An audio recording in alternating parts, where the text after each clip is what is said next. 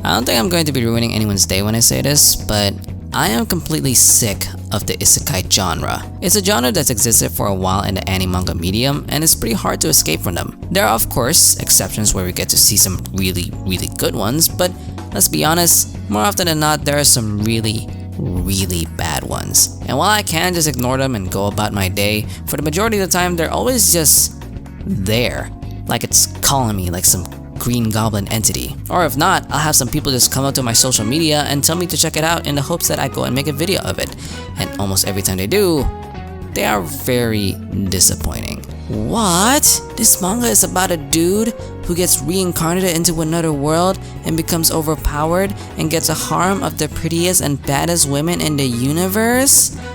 Wow. That's like so awesome, man. So you're probably thinking, well, Kiwi, why are you talking about this? What is the point of giving us this minute-long rant for something that we've heard over and over again? Can you just get to the point?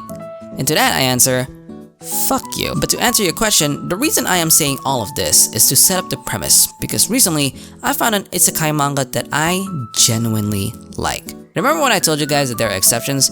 Well, yeah, this is one of them. And I'd even say that this manga goes even beyond the exception, as it is truly a work of art. It is a series that I currently can't stop thinking about, and I even go so far to state that this manga has the potential to be something special.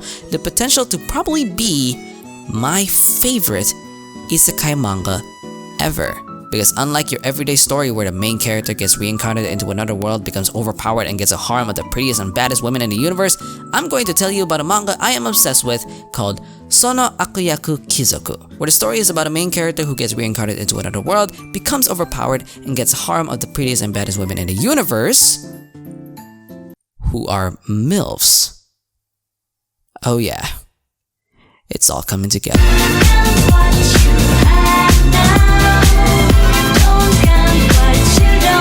But before I get to the manga, let me give you guys a little backstory. You see, this one time I was online browsing for some English translated eroges, the reason being that I wanted to start a series where I would play these quote-unquote steamy games, so I can tell you guys about my experience of jumping into the world of weirdness. Kinda like a parody of the series called I Read This So You Don't Have To from a really cool YouTuber that got deleted a few months ago, who is super duper cool, and I definitely have no connection to him whatsoever, since if any of the YouTube higher-ups think that I am him, they will actually delete his channel. So if anyone keeps on trying to mention that super duper cool guy thinking that he's me, you are actually getting me closer to termination. But I'm not him though, so don't worry. Anyways, back to the story. After searching and searching for more of these Discord mod coded games, I came across something called App Academy, which is so not safe for YouTube that I can't even show the cover. And to give you guys a general idea, it's a visual novel game where you play as a character as he gets reincarnated into another world, becomes overpowered, and gets a harem of the prettiest and baddest women in the universe. Wow, that's crazy. But this game is a little something different. It's not trying to be this emotional or well-written story, they just take in the most ridiculous hentai logics and have fun with it.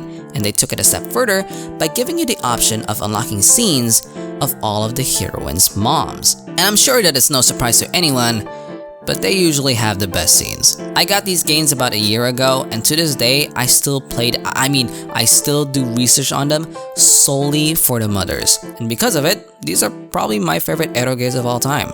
However, unfortunately, they don't get a lot of scenes, which fucking sucks. Because the game's main focus is still the main heroine, so they get 5 to 6 CGs with 2 or 3 extras, while each mom only has 1 or 2 if you're lucky. And it bums me out that they kinda jingle these carrots in front of you and only give you a little taste of it instead of letting you have it in all of its glory, when they are literally the best part of the game. This is awful. Every time I reread these scenes and I finish with them, I always get these feelings in the back of my mind filled with slight disappointment that we can't just have more. I wish I can just go inside the game, leave the boring main heroines alone, and just go straight for the moms. God, I would read the hell out of that. Can't someone make a story where the isekai main character completely disregards the intended female characters and just aim for their obviously way cuter, kinder, and hotter moms for himself? If I was a man your mom fucked, I'd fuck her right in your face. So yeah, the premise of this manga is pretty much the exact way that I just told you. The main character, who we shall call Albert, is a guy who has a 1-to-1 ratio with my exact problems. He plays these games where he visits multiple girls, but is enraged with the fact that the moms are only used to be subplots / side characters, and some of them even die just for the plot to progress even further, which pisses him off. I mean shit, that pisses me off too. But he got so pissed off that he died, and the gods were literally like, "Alright broski, take a chill pill. Here, you'll be reincarnated as a B-tier villain of the game who has a really sweet mom. Go and rizz her up for all I care." What? I mean, that's fine, but won't that lead to biological issues? Oh wait, no, hold on, I misread. Really sweet stepmom. Fuck yeah. Memories come crashing in of him Chris Browning his stepmom, constantly disrespecting the lady by accusing her of only marrying his dad for money, and despite the constant turmoils that she constantly endures, she still tries her best to be a gentle and caring mother. God damn! That's my fucking shit! And he's like, "My hot and beautiful mommy, forgive me for all of my actions. I promise that I will never do anything to hurt you ever again." Did you just call me mommy? Oh, my milk supremacy is leaking out. Yeah, sorry. That must have turned you off. Yatta, I'm so happy that you acknowledge me as your mom now. Cute. Oh my god, this is the best day of my life. Super cute scene, gives more insight of how much of a baddie she is as a MILF. And this is the moment that I knew I was going to be in love with the series. But wait, the plot is not over yet, folks. Remember that I said that these moms will eventually die to further progress the plot? Well, what if they don't have to die? What if Albert just works really hard to prevent their deaths from ever happening? Well, that's the premise of the manga. And in order to save the moms, he needs power, which is exactly what he said, and god damn it, I love him for that. Bro goes on a training montage, works out, studies, practices fucking magic, and he declares, "I will let the lolicon protagonists save their heroines. I, on the other hand, will save all the moms of this world." Which is just so... yes! Hell yes! This man is my god! Now I can glaze how much I love this series and tell you all the things that I love about it, and I'm pretty sure that it would make this video get pretty long. But I'm in no rush, so that's exactly what I'm gonna do. You see, there's another series that I love called The Greatest Estate Developer, which is great and perfect for you if you love water. But with his brains, he uses his powers to instead do good and fix up the terrible reputation he had of being a villain. And every time he does, you feel warm-hearted because it feels like you can redeem the character, but also save the poor victims in mind. This manga pretty much does the same thing. This is a guy who was such an asshole that in the original timeline, even when his stepmom tried to protect them, he backstabbed her and told her to not get in the way. So seeing him now being better and working hard, it feels like the things are going right in the world. It is also really sweet seeing all of the maids go from bath-mouthing him to praising him for his diligence and kind-hearted nature. Even though he does them all just to get praised by his stepmom, which is absolutely valid. W main character, you just keep staying goated as always. Yeah, okay, maybe he's not so kind-hearted if he's only doing it with the intention of getting compliments from his mommy. But so what? She's basically the biggest victim. For example, continuing on to the story, these creepy landowners start making terrible remarks on this lovely beautiful angel and made up a story of how she's only here for his dad's money. Why do they think that? Well, that is because of none other than the original Albert who constantly talks shit on her himself. So he gets pissed off. "You fucking how dare you talk shit on my charming sugary mama? I'll fucking kill all of you." Oh, gomenasai, gomenasai, gomenasai. Get the out of my sight. Yes, of course, my liege. Mo, Albert-kun, as the next head of the house, you should not get that emotional. Oh, sumimasen, Kasan. I just got angry when I saw them disrespecting you, Mataka. You're such a bad boy. God damn! She just hits all the right spots as a mommy, and I am so glad that the main character sees it the same way as I do. I'll talk about that later, but for now, we gotta move on to the second mom. Okay, third chapter is about him taking this super powerful sword who gives him access to this lolly demon who acts as his consciousness, and she just kinda dared to make funny remarks for the rest of the series. Anyways, fanservice time! Okay, so the reason why he got this sword is because he needs more power if he wants to save the next mommy, who got, let me just read this in case I got it wrong, turn over to the dark side and try to kill the main character after being sexually trained into submission. Yeah. That exists. Anyways, let's go, my goat. Go and save the second mommy of the series. Boom, spam, bow. Mommy, I am here to save you. Eh? Nani? Dare da omae? Here, you're safe with me now. Arigato. May I know who you are? My name is not worth mentioning, darling. Let's just say that I'm a man who's fallen head over heels for you, and just leave it at that. Ara, ma. Kya? Hora, hold me tight. Oh my. When was the last time someone went to these lengths to protect me? This is my tent. You should lay down and take some rest. Gomenasai. My body feels so hot. As much as this pains me, as much as this absolutely pains my heart. Yeah! I am not even gonna ask. Wait, hold on. Oh, we're going there? Oh man, that was great. Kinda sucks that it was censored though. Wait, there's a 0.5 Oh yes!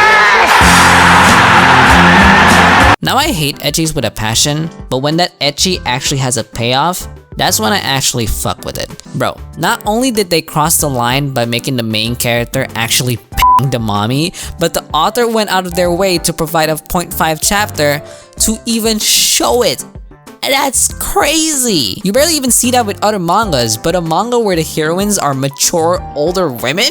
Can't say that I've ever seen one. This 0.5 chapter is what made me realize this manga is special. Not just because of the action, but because of what that action represents. This manga, from beginning to end, has been a love letter to me. Or to people like me. Those of us who are tired with the over-glorification of younger equals better when that young shit's been nothing but trouble. Like, I'm sorry, but there is no world where Uzaki Hana is more attractive than Uzaki Suki. It's just not a debate, okay? I don't make the rules. And what I love is how much this manga embodies that spirit. The spirit of MILF supremacy. The mantle that I have been holding onto for years because teenagers scare the living shit out of me and Stacy's mom has got it going on. And I just need to say again for the 4th time in a row that Albert is the GOAT. He breaks down all of these anime/isekai tropes that I've hated over the years and I love it. There's a point in the manga where he is on his way to Riz, the 3rd mom of the series. He's on a sort of school trip with other people and he goes into a bath. But on his way there, he remembered that this triggers an event in the game where the wall breaks down and all of the girls on the other side gets exposed to the boys. Now at this point, we already know that he has no interest in girls quote-unquote his age. He saves them from time to time when they're in trouble, but he does so just because he wants his mommies to be proud of him, right? Which, again, is absolutely valid. So he obviously left the bath in order to not be in an event.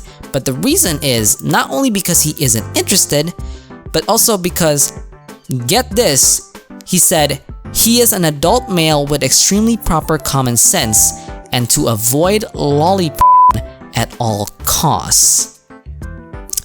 This man is a gem. Fucking finally. I don't have a problem with main characters going after girls their age. That's fine. I get it. You're a normie. But it starts to become a problem when there are some disgusting undertones behind those and the anime doesn't do anything to point it out, but instead romanticize it.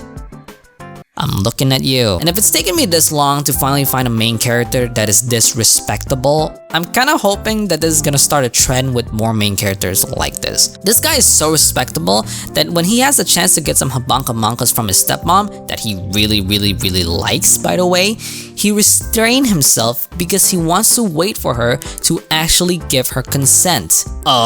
An isekai main character with great morals? That can't be right, you're breaking the rules! This is supposed to lead to an accidental lucky moment where the manga tries to be funny even though sexual harassment is fucking gross. In fact, this manga kinda breaks a lot of isekai rules. You're not supposed to love the moms, you're not supposed to avoid the ecchis, you're not even supposed to really show effort, or have the original main character be a decent guy, or here it is, be a decent guy. But hey, at the end of the day, this still solidifies itself as one of my favorite isekai mangas to date. And if what it took is for it to break all the rules of the generic isekai tropes, then I would gladly be a criminal in this world. So I'ma give Sono Akuyaki Kizoku a very good score of 9 out of 10. Anyways, I don't think I have anything else left to say. This has been your boy.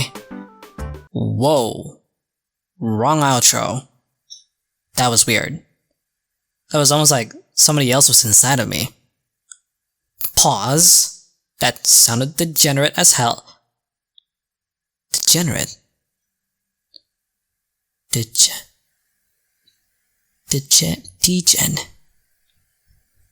Yeah, that kind of sounds familiar.